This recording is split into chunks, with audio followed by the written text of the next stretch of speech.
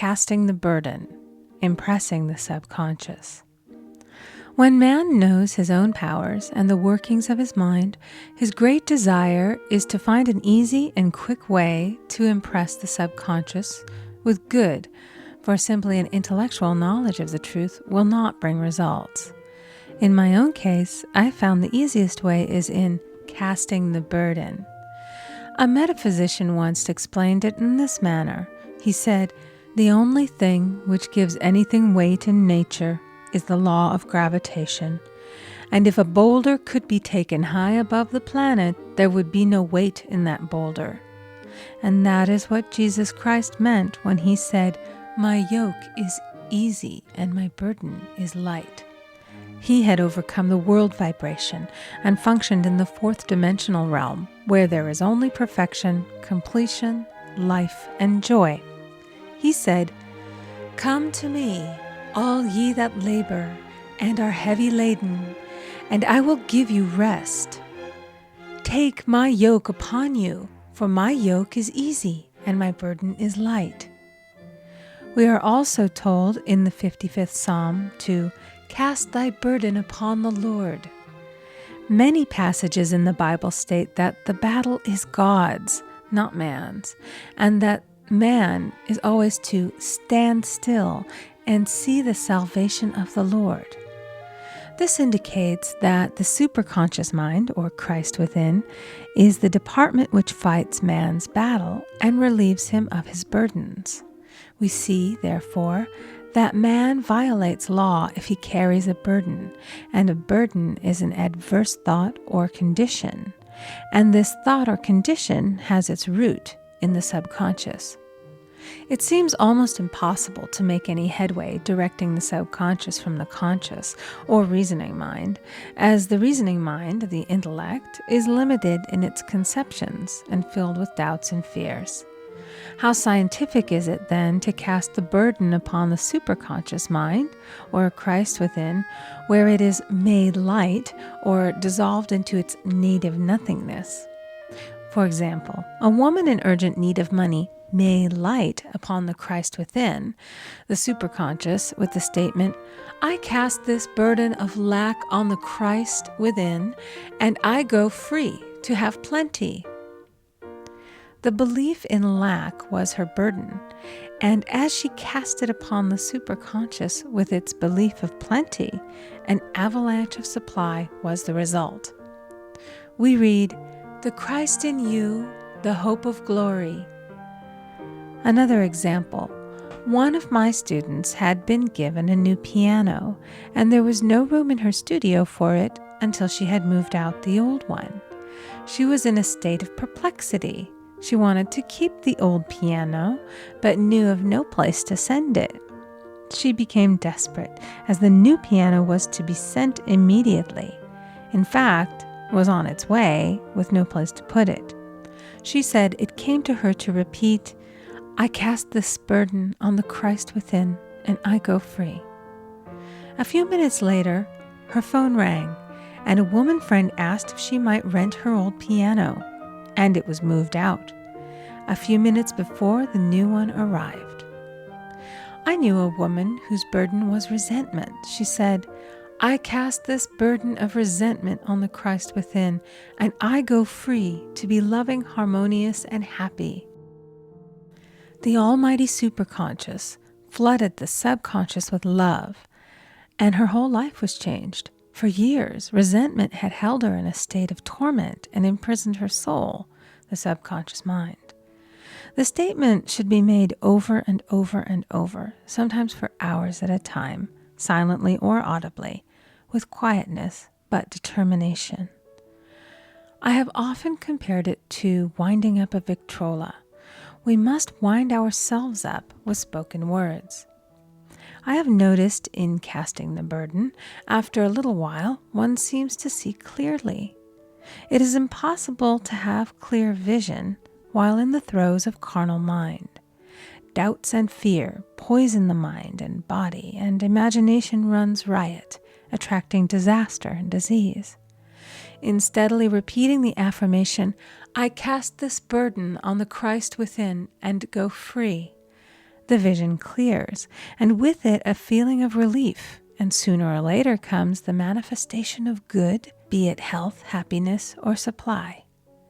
One of my students once asked me to explain the darkness before the dawn. I referred in a preceding chapter to the fact that often, before the big demonstration, everything seems to go wrong, and deep depression clouds the consciousness. It means that out of the subconscious are rising the doubts and fears of the ages. These old derelicts of the subconscious rise to the surface to be put out. It is then that man should clap his cymbals, like Jehoshaphat, and give thanks that he is saved, even though he seems surrounded by the enemy, the situation of lack or disease. The student continued, "How long must one remain in the dark?" And I replied, "Until one can see in the dark. And casting the burden enables one to see in the dark." In order to impress the subconscious, active faith is always essential. Faith without works is dead. In these chapters, I have endeavored to bring out this point. Jesus Christ showed active faith when he commanded the multitude to sit down on the ground before he gave thanks for the loaves and the fishes. I will give another example showing how necessary this step is. In fact, active faith is the bridge over which man passes to his promised land. Through misunderstanding, a woman had been separated from her husband, whom she loved deeply. He refused all offers of reconciliation and would not communicate with her in any way. Coming into the knowledge of spiritual law, she denied the appearance of separation. She made this statement: "There is no separation in divine mind. Therefore, I cannot be separated from the love and companionship which are mine by divine right." She showed active faith by arranging a place for him at the table every day, thereby impressing the subconscious with a picture of his return. Over a year passed, but she never wavered, and one day he walked in. The subconscious is often impressed through music. Music has a fourth dimensional quality and releases the soul from imprisonment. It makes wonderful things seem possible and easy of accomplishment. I have a friend who uses her Victrola daily for this purpose. It puts her in perfect harmony and releases the imagination. Another woman often dances while making her affirmations. The rhythm and harmony of music and motion carry her words forth with tremendous power. The student must remember also not to despise the day of small things. Invariably, before a demonstration come signs of land. Before Columbus reached America, he saw birds and twigs, which showed him land was near. So it is with a demonstration, but often the student mistakes it for the demonstration itself and is disappointed. For example, a woman had spoken the word for a set of dishes. Not long afterwards, a friend gave her a dish which was old and cracked. She came to me and said, "Well, I asked for a set of dishes, and all I got was a cracked plate." I replied, "The plate was only signs of land. It shows your dishes are coming. Look upon it as birds and seaweed." And not long afterwards, the dishes came. Continually making believe impresses the subconscious. If one makes believe he is rich and makes believe he is successful, in due time he will reap. Children are always making believe, and "Except ye be converted and become as little children, ye shall not enter the kingdom of heaven." For example, I know of a woman who was very poor, but no one could make her feel poor. She earned a small amount of money from rich friends who constantly reminded her of her poverty and to be careful and saving. Regardless of their admonitions, she would spend all her earnings on a hat or make someone a gift and be in a rapturous state of mind. Her thoughts were always centered on beautiful clothes and rings and things, but without envying others. She lived in the world of the wondrous, and only riches seemed real to her. Before long, she married a rich man, and the rings and things became visible. I do not know whether the man was the divine selection, but opulence had to manifest in her life, as she had imaged only opulence. There is no peace or happiness for man until he has erased all fear from the subconscious. Fear is misdirected energy and must be redirected or transmuted into faith. Jesus Christ said, "Why are ye fearful, O ye of little faith? All things are possible to him that believeth." I am asked so often by my students, how can I get rid of fear? I replied, by walking up to the thing you are afraid of. The lion takes its fierceness from your fear. Walk up to the lion and he will disappear. Run away and he runs after you.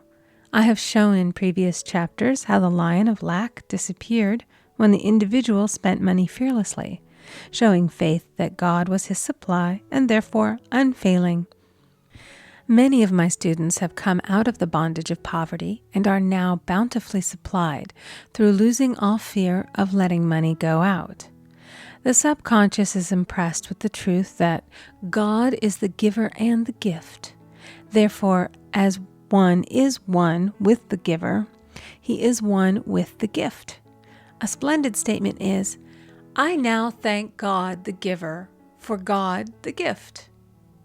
Man has so long separated himself from his good and his supply through thoughts of separation and lack that sometimes it takes dynamite to dislodge these false ideas from the subconscious, and the dynamite is a big situation. We see in the foregoing illustration how the individual was freed from his bondage by showing fearlessness. Man should watch himself hourly to detect if his motive for action is fear or faith. Choose ye this day whom we shall serve, fear or faith.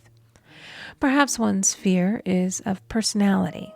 Then do not avoid the people feared. Be willing to meet them cheerfully, and they will either prove golden links in the chain of one's good or disappear harmoniously from one's pathway. Perhaps one's fear is of disease or germs. Then one should be fearless and undisturbed in a germ-laden situation, and he would be immune.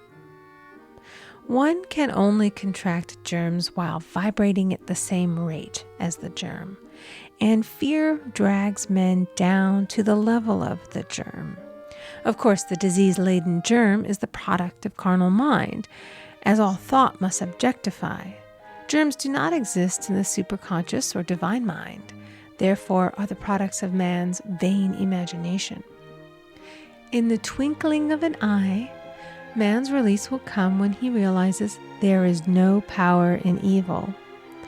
The material world will fade away, and the fourth dimensional world, the world of the wondrous, will swing into manifestation. And I saw a new heaven and a new earth, and there shall be no more death, neither sorrow nor crying, neither shall there be any more pain, for the former things are passed away.